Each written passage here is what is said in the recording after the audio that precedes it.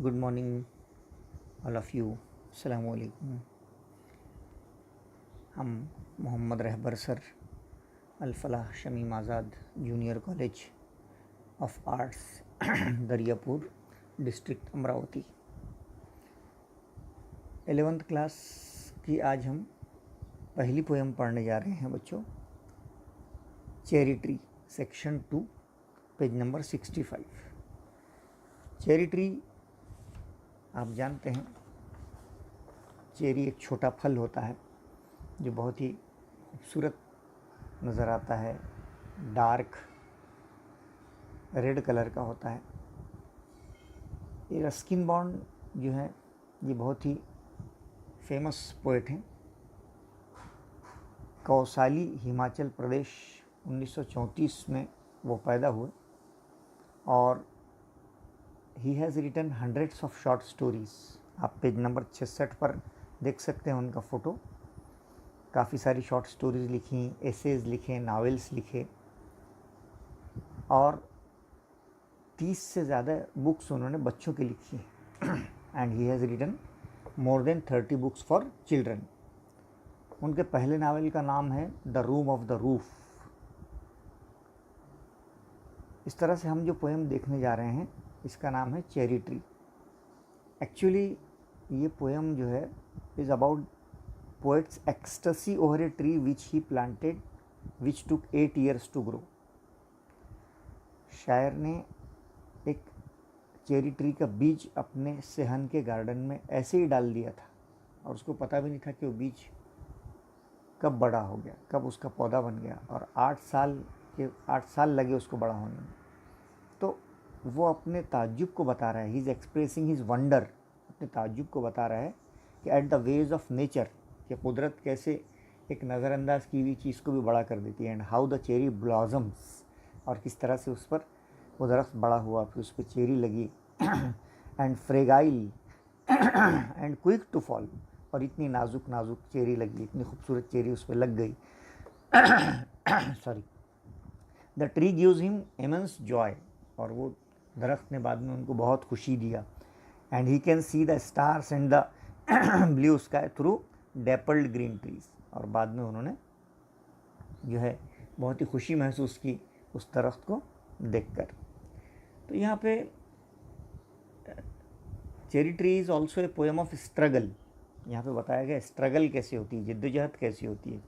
वो जो फेंका हुआ बीज था उसने कैसे बाकी के अपने आजू बाजू के जंगली नबातात से स्ट्रगल करके एडवर्स कंडीशंस जिसे हम कहते हैं, है ना, यानी मुखालिफ हालात में कैसे जीना, वो हमको इस नज़्म में बताया गया है। ये नज़्म हमको इंस्पायर करती है कि हम फाइट करें अपने एडवर्स कंडीशंस में। अल्लामा इकबाल ने कहा था, तंदुहे बाद मुखालिफ से न घबरा ए उकाब, ए उकाब ए परिंदे तू मुखालिफ चलने वाली हवा से मत घबरा, ये तो चलती है तुझे ऊंचा उड़ाने के लिए। अक्सर मुखालिफ हालात से हम घबरा जाते हैं, है ना। तो चेरी ट्री में ये बताया गया है कि वो चेरी ट्री ने बहुत ही फाइट किया। And he fights against means very adverse conditions, and it inspires one to fight against even those who deliberately try to destroy one effort to achieve one's dream। अगर हमको हमारा सपना पाना है, जो ख्वाब हमने ज़िंदगी में रखा है, उसके लिए हमको बहुत स्ट्रगल करना पड़ेगा। Through long in the end will beer fruit and bring Joy, और आखिर में जाकर उसके फल हमको मिलेंगे। कहते हैं ना, मुश्किल हालात में कोई बिखर जाता है तो कोई निखर जाता है। यहाँ पे इसी बात को शायर बताया है। तो कुदरत के मनाजिर वाली पोएम है ये, जिसको हम नेचर पोएम कहते हैं। ये कुदरत के करिश्मों को बयान कर रही हैं, है ना। और नैरेटिव पोएम है ये। कौन सी पोएम है? नैरेटिव, हाँ, एक बयानिया पोएम है जिसमें मुखालिफ हालात का सामना करके ज़िंदा रहना, हिम्मत से जीना सीखना, और हमें हमारे मुखालिफ माहौल में हम किस तरह अपने ख्वाबों को मेहनत करके संवार सकते हैं, ये नज़्म हमको बता रही है। सब्र और मुसलसल मेहनत की तरफ ये नज़्म हमको तरगीब दे रही है। चलिए हम इसके आइस ब्रेकर देखते हैं। ओके, आप बच्चों पेज नंबर 865 देखिए। यहाँ पे आपको नज़र आ रहा है कि किस तरह से ट्रीज़ आर रेवर्ड, दरख्तों की हम रेवर्ड, हम बहुत ही हिफाजत करते हैं, दरख्तों की अहमियत है ना। हाँ, रेवर्ड का मतलब रिस्पेक्ट है ना, दरख्तों की हम इज़्ज़त करते हैं। क्यों इज़्ज़त करते हैं? पहला दिया है उसका reason, because tree give us Joy, दरख्त हमें क्या देते हैं? जॉय देते हैं, खुशी देते हैं। ट्रीज गिव अस ऑक्सीजन, है ना, ऑक्सीजन देते हैं। दे गिव अस शेल्टर, वो हमें पनाह देते हैं अल्लाह के फजल से। वुड फॉर बर्निंग, जलाने की लकड़ी देते हैं। वुड फॉर फर्नीचर, फर्नीचर बनाने की लकड़ी देते हैं। Trees also provide us flower, fruits देते हैं, हर्ब्स देते हैं, अद्वियात देते हैं, जड़ी बूटी देते हैं, मेडिसिन, है ना। दे प्रोवाइड अस शेड, साया देते हैं, है ना। दे एब्जॉर्ब टॉक्सिक, जहरीली कार्बन डाइऑक्साइड को एब्जॉर्ब करते हैं, and make the air clean. Yes, trees also help us by reducing pollution level, है ना। They help us in rain, हाँ यस, हाँ, they also help us in rain. They help us rain in cloud formation, वो बादल बनाने में मदद करते हैं, बारिश का सबब बनते हैं। तो थाउजेंड्स ऑफ एडवांटेजेस हैं आर देयर, हज़ारों फ़ायदे हैं दरख्तों के, इसलिए हम ट्रीज़ को क्या करते हैं? रेवर्ड करते हैं। ओके, क्लियर हो गया आपको ये बात? नेक्स्ट चलिए, उसमें यहाँ पर है कॉलम ए और कॉलम बी, दिख रहा है आपको सामने बच्चों? यहाँ पे column A shows your involvement in growing a tree. Column A में बताया गया है कि आपका involvement in growing a tree as well as the stages in the life of a tree, कि आप कोई दरख्त लगाते हैं, वो दरख्त की ज़िंदगी के कौन कौन से स्टेप्स होते हैं, मरहले होते हैं, स्टेज होते हैं, पहली स्टेज, दूसरी स्टेज। और कॉलम बी क्या शो कर रहा है? The feelings you experience eight all the stages, और उन स्टेजेस में आपकी क्या फीलिंग होती है। जैसे आपने एक दरख्त लगाया, फॉर एग्जांपल कॉलम ए में देखिए आप, you planted A sapling, okay, दिख रहा है वहाँ पे you planted A sapling.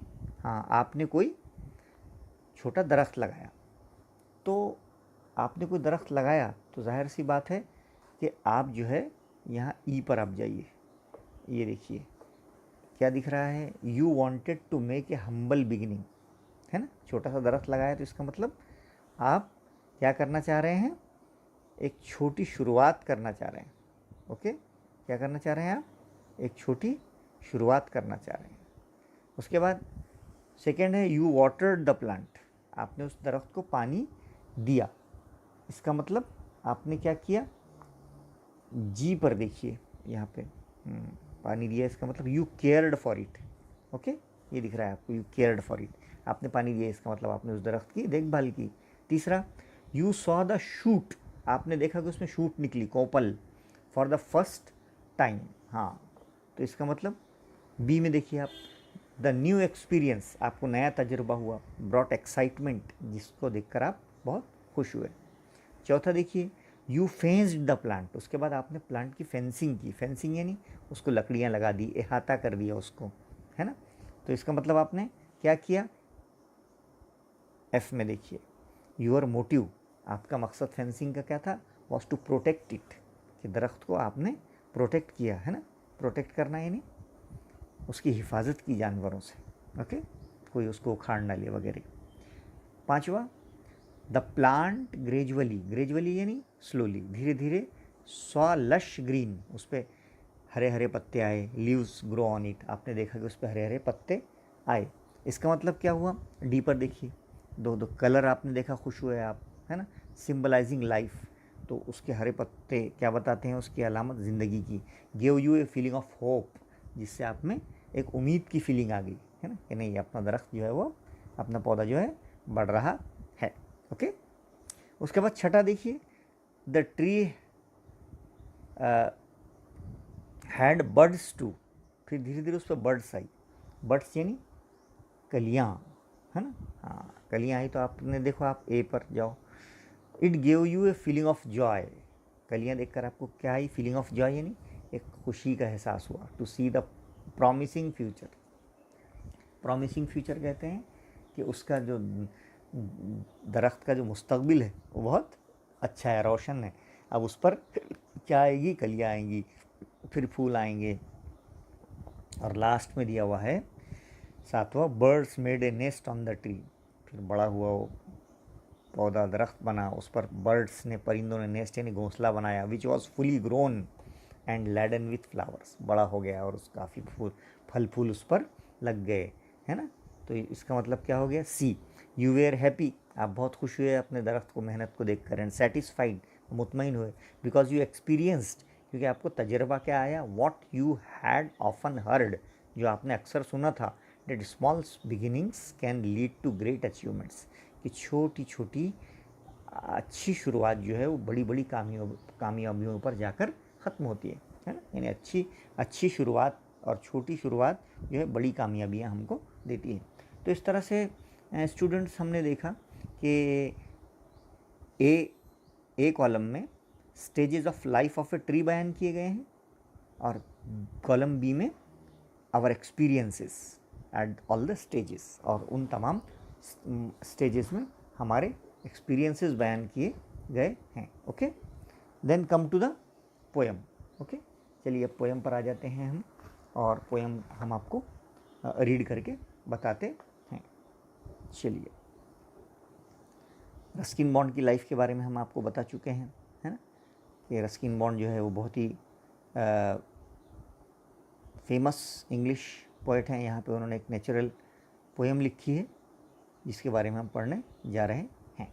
Okay, चलिए देखते हैं। Cherry tree.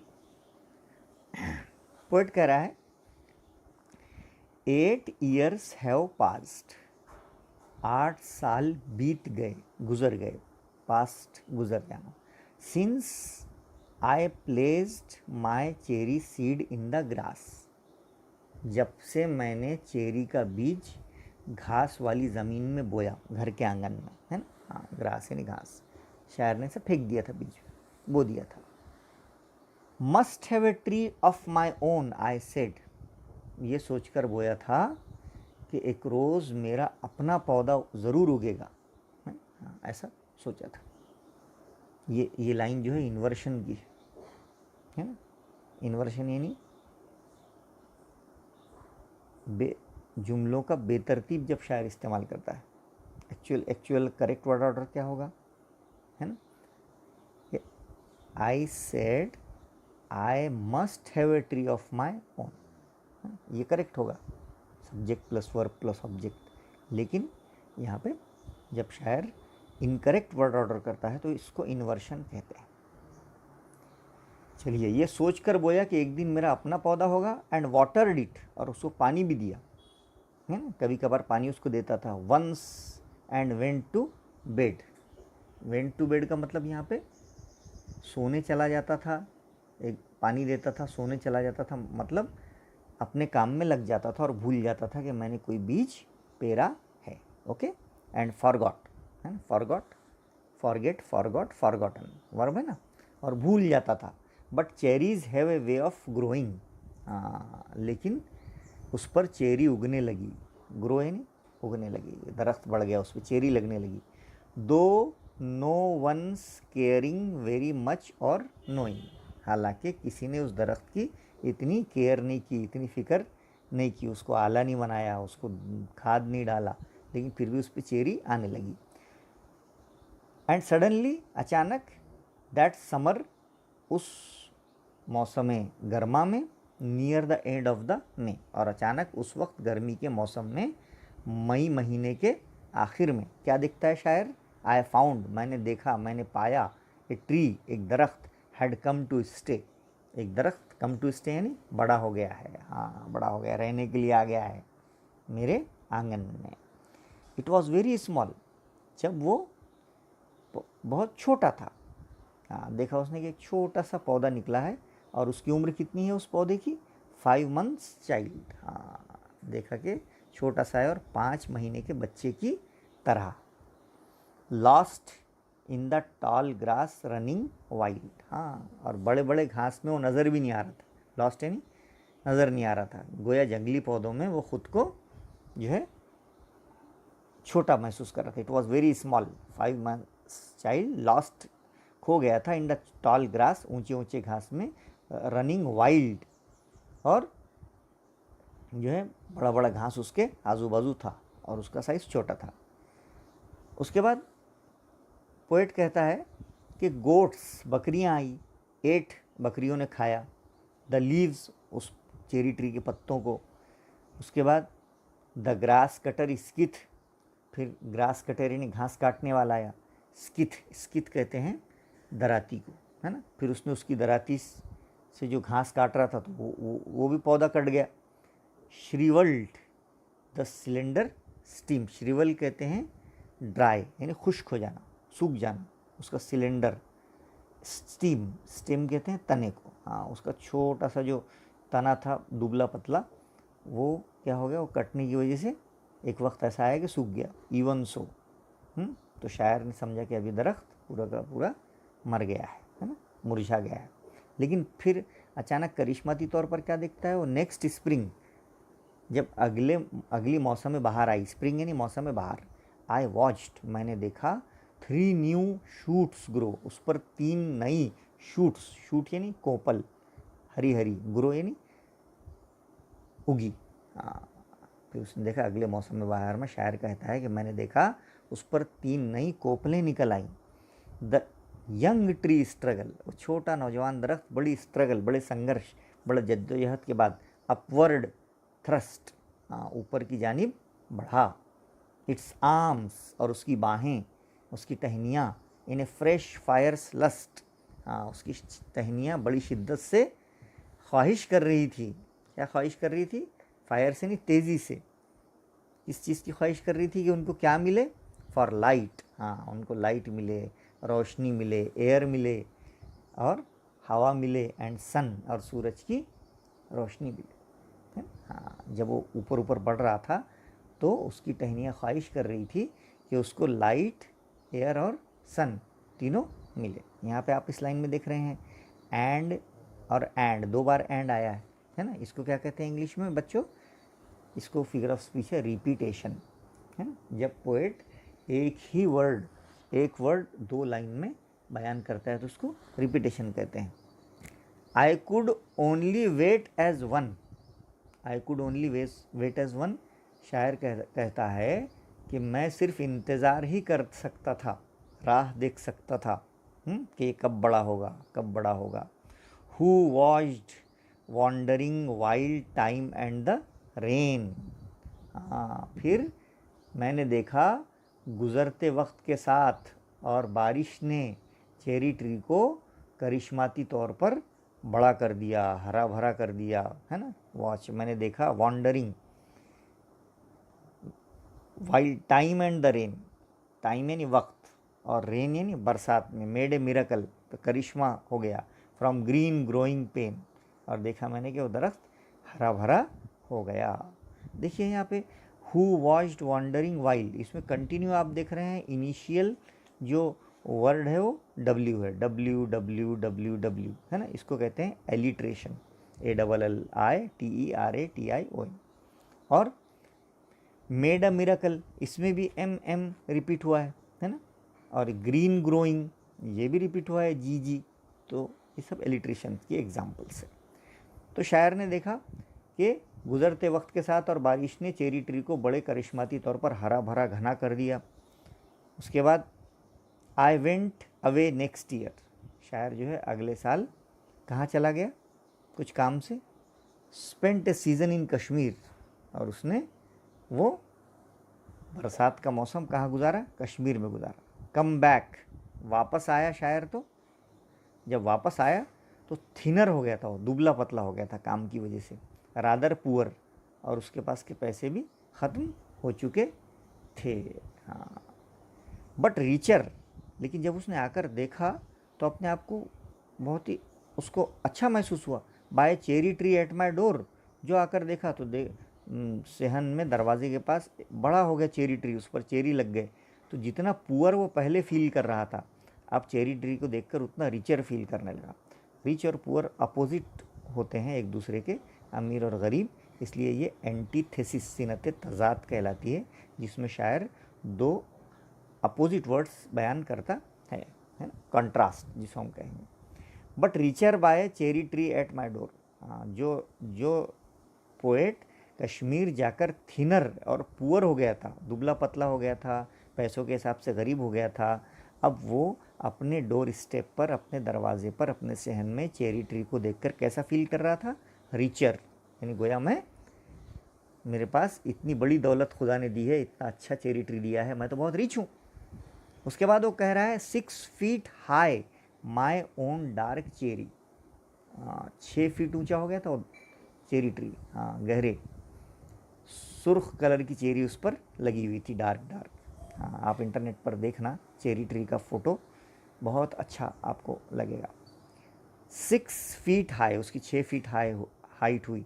My own dark cherry, हाँ, मेरा खुद का दरख्त जो लगाया हुआ था। And I could scarcely believe, scarcely यानी बमुश्किल, बिलीव यानी यकीन करना, मुझे यकीन ही नहीं आ रहा था, यकीन करना मुश्किल हो रहा था। इट ट्री कि ये इतना बड़ा हो गया है दरख्त। Ripen and jewelled in the सन, उसकी चेरी राइपन हो गई है यानी पक गई है, और सूरज की रोशनी में वो किसी जेवल, किसी जेवर, किसी नगीने की तरह चमक रही है। Hang from a branch one, just one, hang from a, और वो हैंग यानी लटक रही थी, फ्रॉम ए ब्रांच, ब्रांच यानी टहनी पर, वो चेरी जो है टहनी पर लटक रही थी। जस्ट वन यानी उसकी दरख्त की टहनी पर जो है चेरीज़ जो है बड़ी शाहाना तौर पर लटक रही थी। हैंगिंग यानी लटकना, हैंग, HANG, हैंग, हैंग यानी लटकना, और उसका पास्ट टेंस है हंग, HUNG, हंग, है ना, जैसे हैंगर होता है ना, हम कपड़े लटकाते हैं उस पर। एंड नेक्स्ट ईयर, और बाद में अगले साल शायर ने क्या देखा? There were blossoms small pink fragile quick to fall, और अगले साल उस चेरी ट्री के छोटे छोटे फूल खिले। ब्लॉजम यानी खिलना, शगुफ्ता होना। तो कौन से फूल आए, कौन कौन से कलर के? इसको कलर इमेजरी कहते हैं। क्या कहते हैं? शायर जब अपनी शायरी में कलर्स यूज़ करता है तो उसको कलर इमेजरी कहते हैं। तो कौन कौन से कलर के फूल आए? पिंक आए, गुलाबी आए, फ्रेगाइल नाजुक आए, क्विक टू फॉल, और वो जल्दी जल्दी गिर जा रहे थे। कैसे गिर जा रहे थे? एट द नियरेस्ट, थोड़ी सी ब्रेथ, हरकत, द स्लीपिएस्ट ब्रीज, ब्रीज यानी हवा, हाँ, इतनी चेरी पक गई थी और नगीने की तरह चमक रही थी और शाहाना अंदाज से लटक रही थी। और अगले साल उस चेरी ट्री पर चेरी के छोटे छोटे फूल खिले, गुलाबी, फ्रेगाइल, नाजुक, जल्दी से झड़ जाने वाले। थोड़ी सी हवा का एक झोंका अगर आता तो स्लीपेस्ट ब्रीज, तो वो गिर जा रहे थे नीचे। अब आखिरी यहाँ पे हमने देखा पोएम 3 पार्ट में बटी हुई है। पहले पार्ट बिगिनिंग है, सेकेंड पार्ट हमने देखा जब उस पर चेरी लगी है, और थर्ड पार्ट में शायर इतना खुश हो रहा है। I lay on the grass at ease, और शायर बड़े आराम से घास पर लेटा है और लुकिंग अप, आसमान की तरफ देख रहा है। थ्रू काय के दरमियान से, लीव्स पत्तों के, एट द ब्लू, और मुझे उसके चेरी ट्री के पत्तों में से नीला आसमान नज़र आ रहा है। ब्लू ब्लाइंड स्काई, यहाँ पे नीले आसमान को ब्लाइंड कहा गया है। आसमान चूँकि ब्लाइंड नहीं होता, लेकिन यहाँ फिर भी यहाँ पे आसमान की क्वालिटी ब्लाइंड कही, उसको पर्सोनिफिकेशन कहते हैं। जब शायर नॉन लिविंग थिंग को लिविंग बताता है, यानी बेजान चीज़ को जानदार बताता है, तो बच्चों इसको पर्सोनिफिकेशन कहते हैं। At the finches as they flew, finch कहते हैं एक स्मॉल बर्ड होता है जिसको सोन चिड़िया कहते हैं। हाँ, तो देखा मैंने, पोएट कहता है कि छोटी छोटी चिड़िया भी आई, फ्लू यानी वो उड़ी वहाँ पर आकर, वो उसको नज़ारा अच्छा लगा। एंड फ्लीटेड थ्रू द डेपल्ड ग्रीन, और डेपल्ड ग्रीन कहते हैं डार्क और लाइट पैचेस, हल्के गहरे पट्टे, सोन चिड़िया जो थे वो वहाँ पर आकर बहुत अच्छे से उड़ी, उसका कलर। वाइल बीज, फिर शहद की मक्खियाँ आई, बी इन एक्सटेसी, एक्सटेसी यानी खुशी से। अब शहद की मक्खियाँ खुश थोड़ी होती हैं, है ना, तो यहाँ पे ब्लाइंड स्काई भी पर्सोनिफिकेशन है, और बीज को कौन सी क्वालिटी दी गई है? एक्सटेसी की, हाँ, शहद की मक्खियों को खुश होने की क्वालिटी दी गई है। ड्रैंक, तो ये भी पर्सोनिफिकेशन हुआ। ड्रैंक यानी उन्होंने चूसा, क्या चूसा? Nectar from each bloom and the sun sank, और शहद की मक्खियों ने फूलों के अंदर का जो मीठा रस होता है, नेक्टर, उसको चूमा, उसको चूसा।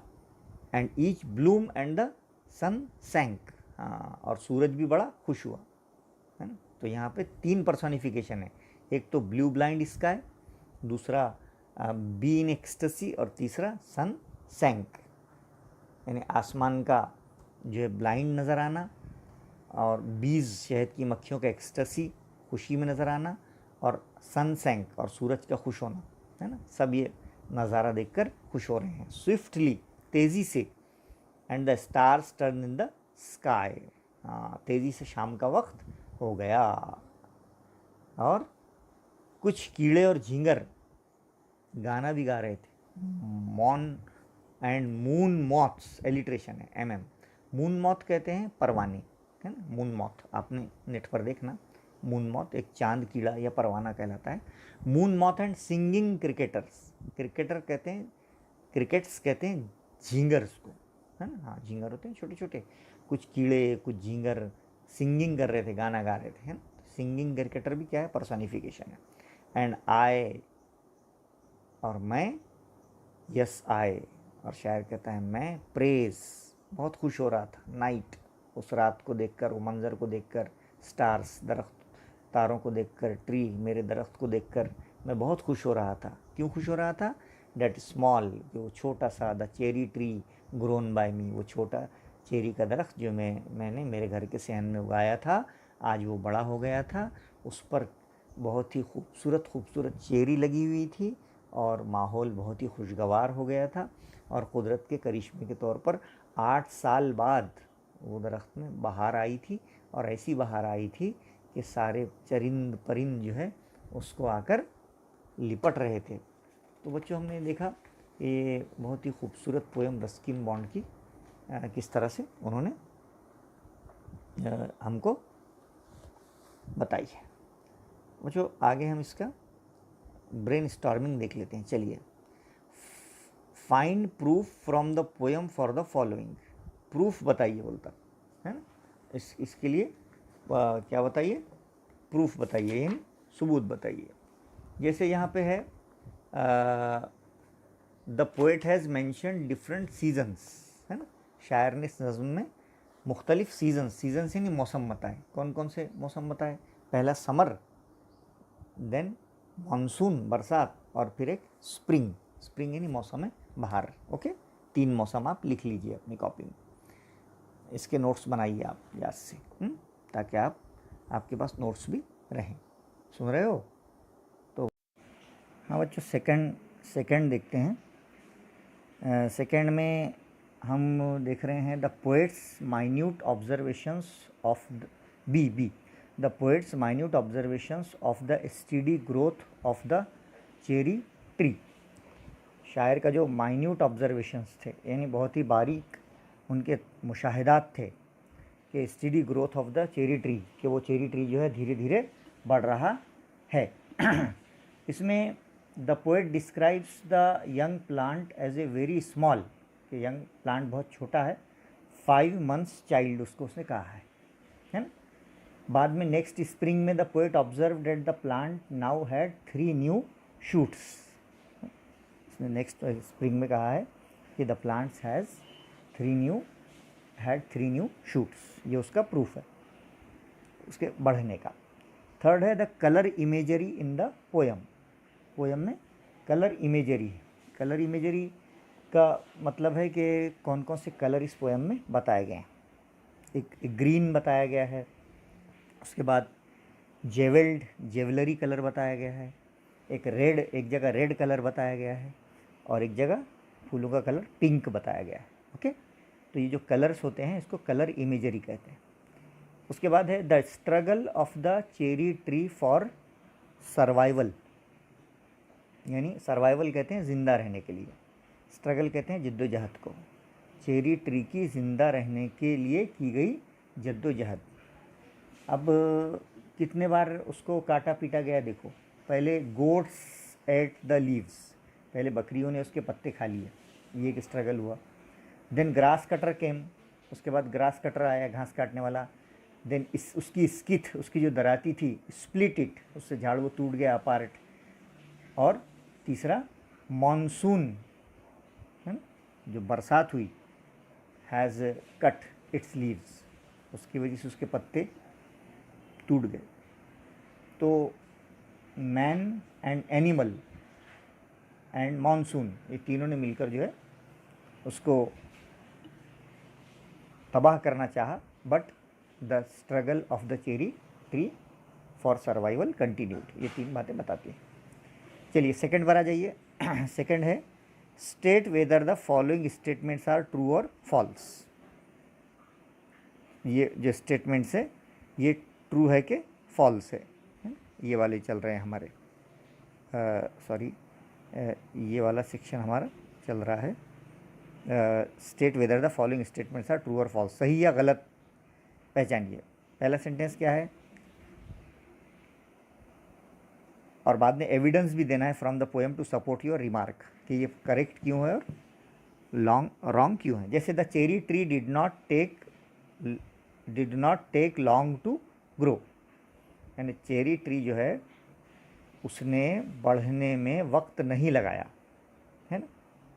तो वक्त लगाना उसको तो 8 ईयर्स का, तो इसका मतलब ये वाला जो क्वेश्चन है ये फॉल्स हो गया, है ना। हाँ फॉल्स हो गया, क्योंकि इसमें हम कह सकते हैं कि चेरी ट्री ने 8 ईयर्स लगाए, फॉल्स हो गया। उसके बाद birds and insects were benefited from the tree, birds और इंसेक्ट कीड़े मकोड़े उससे बेनिफिट यानी फ़ायदा हासिल करते थे ट्री से, ट्रू है, करेक्ट है। थर्ड है द पोएट वॉज एग्जाल्टेड, शायर खुश हुआ at the site of the cherry tree, site है उसके मंजर को देखकर, ट्रू है, सही है, खुश होता था।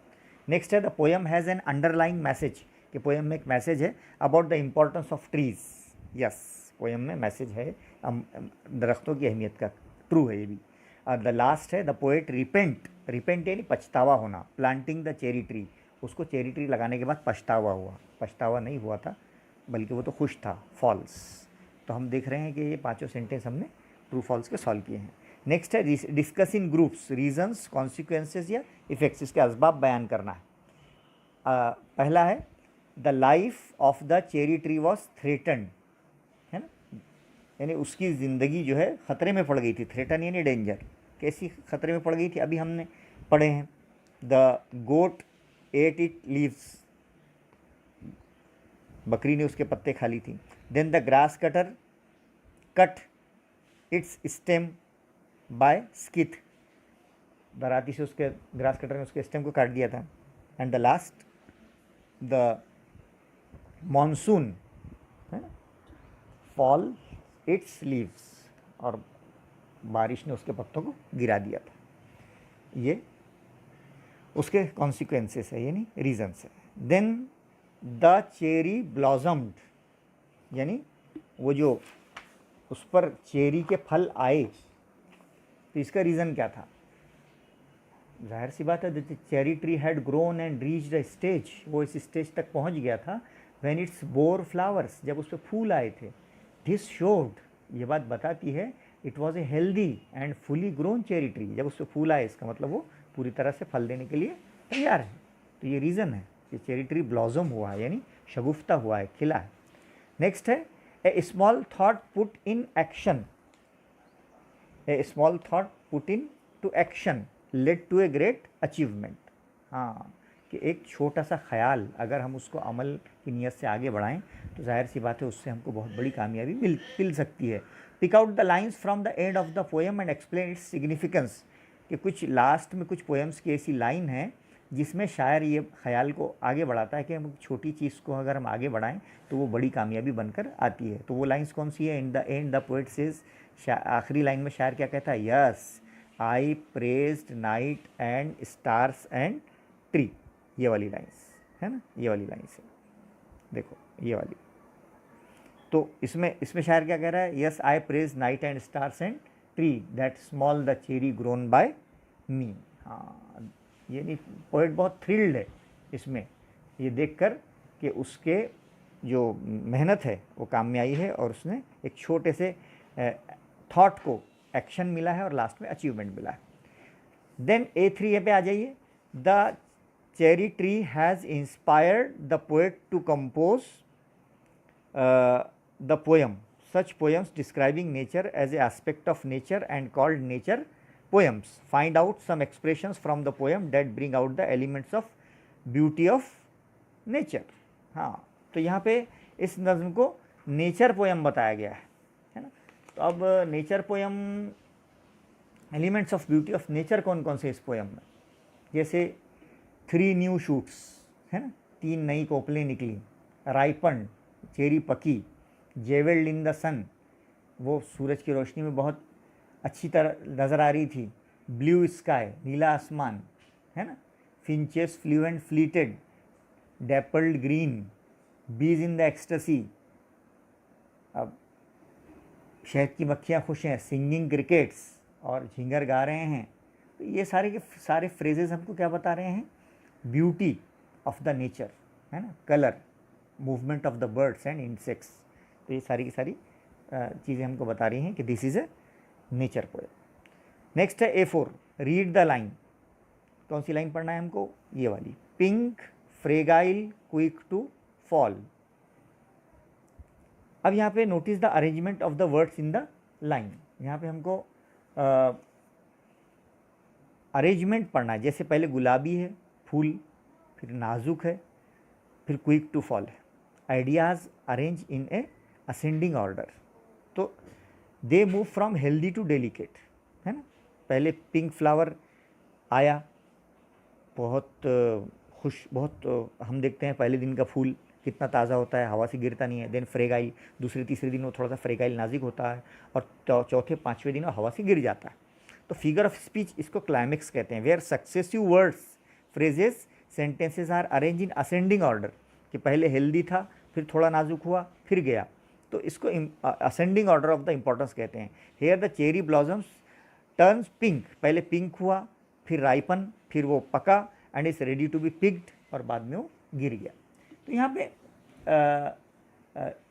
इंक्रीजिंग ऑर्डर्स ऑफ इम्पोर्टेंस जो होता है वो क्लाइमेक्स कहलाता है। इसी तरह find out examples of the poems. Alliteration की एग्जाम्पल्स हमने आपको पढ़ते टाइम बताए हैं है ना। हाँ, एलिट्रेशन की एग्जाम्पल हमने आपको पढ़ते टाइम बताए हैं, जैसे who watch wandering wild time, उसमें W जो है वो रिपीट हुआ था, W। ओके। उसके बाद एंटीथेसिस, एंटीथेसिस सिनत तजाद हमने पढ़ाया आपको। एक जगह पुअर था, शायर जब कश्मीर से आया तो बहुत पुअर हो गया था है ना, लेकिन जब उसने चेरी ट्री को देखा तो उसको रिचर फील हुआ। तो 2 opposite ideas, poor and rich are put together. Yes, हाँ, तो इसको हम क्या कहेंगे, एंटीथेसिस कहते हैं। इसी तरह पर्सोनिफिकेशन में हमने देखा कि पर्सोनिफिकेशन जो है वो किस तरह से शायर ने बयान किया है। पर्सोनिफिकेशन एक फिगर ऑफ स्पीच है जिसमें human qualities are given to non human object, बेजान चीज़ों को जानदार कहा जाता है। जैसे वेरी स्मॉल 5 मंथ चाइल्ड है ना, यहाँ पे कहा गया दरख्त बहुत छोटा है, ऐसे है जैसे 5 महीने का बच्चा। अब दरख्त तो इंसान होता नहीं, बच्चा होता नहीं, लेकिन फिर भी उसको बताया गया है। It was very small 5 months child lost in the tall grass. अब टॉल जो है ये ह्यूमन क्वालिटी है, लेकिन वहाँ पे ग्रास को दी गई है। ओके, तो यहाँ पे इस तरह से हम पर्सोनिफिकेशन भी हमने देखा है, और कई पर्सोनिफिकेशन की यहाँ पे एग्जांपल्स है, आप उसको ढूंढिए। स्काई को ब्लाइंड कहा गया है, और बीज जो है उसको एक्सटेसी, यानी जो शहद की मक्खियाँ हैं वो खुश हैं, वो उनकी खुशी को पर्सोनिफिकेशन बताई गई है। सिंगिंग क्रिकेटर्स झिंगर गाना गा रहे हैं, ये पर्सोनिफिकेशन है, तो ये आप देख सकते हैं। ओके, आप ढूंढकर निकालिए। A5 में cherry tree is a narrative poem है ना। चेरी ट्री कैसी है, नैरेटिव पोएम है। तो features, it features that it makes a narrative poem are given below, justify with them proper examples, और इसकी प्रॉपर एग्जांपल से आप इसको बताइए कहता है। तो यहाँ पे हम ये कह सकते हैं कि the poem has a beginning, the middle and the end. हमने आपको बताया कि शुरुआत है, एक मिडिल, एक बीच का हिस्सा है, और एक एंड है। बिगिनिंग में क्या है, the poet planting the tree, okay, और मिडल में क्या है, वो उसकी देखरेख कर रहा है ना। देन एंड में यह है कि वो बहुत खुश हो रहा है। तो यहाँ पे हम देख रहे हैं different places are mentioned in the poem, characters are referred in the poem, incidents are arranged in sequence, dialogue between the poet and the reader of characters in the poem, and it is a time bound poem. Okay, तो इस तरह से हम देख सकते हैं। उसके बाद है compose 8 to 10 lines narrate any incident, जो है 8 से 10 लाइन हमको लिखना है और कोई इंसिडेंट इसमें आपके लाइफ का बयान करना है विदाउट यूजिंग ए राइमिंग पैटर्न। जैसे आप कोई भी पोयम इसमें लिख सकते हैं, 8 से 10 लाइन की पोयम आप लिखिए और उसमें विदाउट एनी राइमिंग पैटर्न के आप कोई चीज़ बयान कीजिए। जैसे यहाँ पे बयान किया गया है, as I walk down the school lane I remembered the coin my grand father give me to buy a toffee और a top from my favourite corner shop, the pocket of my short was torn and I sadly found out only after losing my treasure, but another day my friend who had won my cat's eye lost it back to me. I was thrilled to be the master of marble games again. He begged me for the cat's eye and offered a coin in exchange. I didn't know if I wanted the cat's eye or a top more. So whatever you want, you can give your own feelings in your poem without any rhyming pattern. तो आप ये बनाना सीखिए। उसके बाद क्या है, right an appreciation of the poem. यहाँ पे तनकीदी जायज़ा हमको लेना है, एप्रिसिएशन ऑफ द पोएम और considering the following points about the poem. तो एप्रिसिएशन में बच्चों अबाउट द पोएम क्या है, the title cherry tree indicates that reader that the poem has something to do with nature. It is a nature poem. Ruskin Bond is a nature lover, yes, and the poem follows the relationship of the narrator and the tree for 8 years. Then what is the theme of the poem? The poem is one that makes the reader feel that if the poet is describing how a child was growing up over the years. जैसे बच्चे की परवरिश कैसे हैं, he observed the tree growth, in the end he feels very happy. Okay. Then poetic style, language, कौन सी style कौन सी लैंग्वेज इसमें, poem is interesting, it is there is a story flows, there is a rhyme scheme AABBCC, okay, ये rhyme scheme है उसकी, and alliteration is there, okay, personification is there, imagery, colour imagery is there, okay, so these all these things makes a poem very interesting, okay. Then what is the special features, novelties, focusing elements, कौन कौन सी खसूसियात है इस poem में। तो इस poem में ये खसूसियत है कि it makes the reader aware that a small effort, एक छोटी सी अगर कोशिश भी नेचुरल केयरफुली की जाए तो it can bring good results and good rewards and good achievements. Yes, it is a happy poem, ये एक अच्छी पोएम है दैट किंडल्स होप, जो हमें होप की तरफ देती है। Then what is the message and values, morals in the poem, इस पोएम में क्या मैसेज है, क्या इक़दार हैं, क्या मॉरल है। Yes, there is a message of hope, okay, उम्मीद छोड़ना नहीं चाहिए, हाँ, and there is a message to love trees and to plant trees, है ना, हाँ, ये दरख्त लगाना चाहिए एंड उसको प्लांट करना चाहिए। नेक्स्ट है द इम्पोर्टेंस ऑफ प्लांट्स, ये मैसेज है इसमें, okay, importance of trees in human life. Then your opinion about the poem, हमारी क्या ओपिनियन है, जाहिर सी बात है हमने इस पोएम को एंजॉय किया है, I enjoyed the poem, very interesting poem to read, yes, हाँ। देन नेक्स्ट हम चलते हैं पेज नंबर 70 पे, write a summary of the poem using the following points, okay. नज़्म की क्या करना है, हमको समरी लिखना है। तो यहाँ पे समरी में पहला क्या है, टाइटल में लिखेंगे हम चेरी ट्री। उसके बाद introductory paragraph about the poem, type nature, the poem is a narrative poem, it describes the how the little plant came into existence with just a careless burying of a seed, okay. Then third है main body of the poem, ने central idea of the poem, central idea of the poem is that 8 years back the poet threw a seed in his garden and forgot about it, but the little seed took root, sprout, and the sun and the goat and the grass cutter wants to crush the seed, but it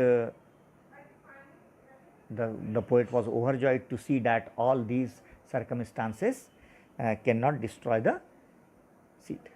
Then last है conclusion, opinion about appeal. It's a fine example of a poem that it tells a simple story in a very easy way. Okay. Then write the poem Cherry Tree in the form of a story. इस नज्म को story के form में लिखना है, तो story के form में आप इसको लिख दो, है ना. 8 years ago the poet was strolling in his garden. So in there a cherry seed, carrying a cherry seed in his hand, he throws the seed very carelessly, but after some days he found that a cherry tree was grown. Yes, and then he take care of the tree, he watered it, and at last it blooms. And इस type से पूरा आप लिखिए. Then write in 100 words what the cherry tree in the poem symbolizes. कि cherry tree किस बात को का सिंबल है, किस बात का सिंबल है. हाँ, it is a symbol of hope. Yes, it is a symbol of determination, it is a symbol of confidence. Yes, हाँ, तो ये तीनों चीज़ों की अलामत है वो, कि इंसान में उम्मीद होना चाहिए, हौसला होना चाहिए और हिम्मत होना चाहिए. ओके. लास्ट में है you have studies the lesson the call of the soil. अभी हमने पिछले परसों ही हमने एक वीडियो पोस्ट करे कॉल ऑफ द सॉइल का. तो find out the element of Joy of nurturing for the author and the poet. हाँ, तो कौन सा एलिमेंट ऑफ जॉय है इसमें, ये आपको देखना है. देन एक प्रोजेक्ट है visit the library and collect at least 5 poems of any nature poet. कोई भी नेचर पोइट की 5 पोएम आपको लाइब्रेरी में बुक्स में से पढ़ना है विद देयर समरी, और उसकी समरी भी पढ़ना है. जैसे बहुत सारे पोइट्स हैं इंग्लिश के, विलियम शेक्सपियर है, जॉन कीट्स है, सरोजिनी नायडू है, पैब्लो नेरुडा है, उसके बाद जो है विलियम वर्ड्सवर्थ है, और रस्किन बॉन्ड है, रॉबर्ट फ्रॉस्ट है, विलियम वर्ड्सवर्थ है. ये सारे के सारे पोइट्स हैं. इनकी कोई भी पोएम आप निकालिए, लाइब्रेरी से बुक्स लीजिए और उनकी जो है नेचर पोएट और उनकी पोएम का कलेक्शन अपने पास रखिए.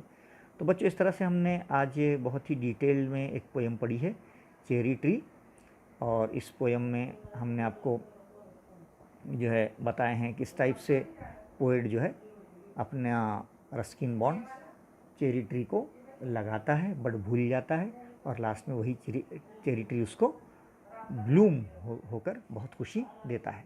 तो उम्मीद है कि बच्चों ये पोएम आपको पसंद आई होगी. आप बहुत अच्छे से पढ़ाई कीजिए.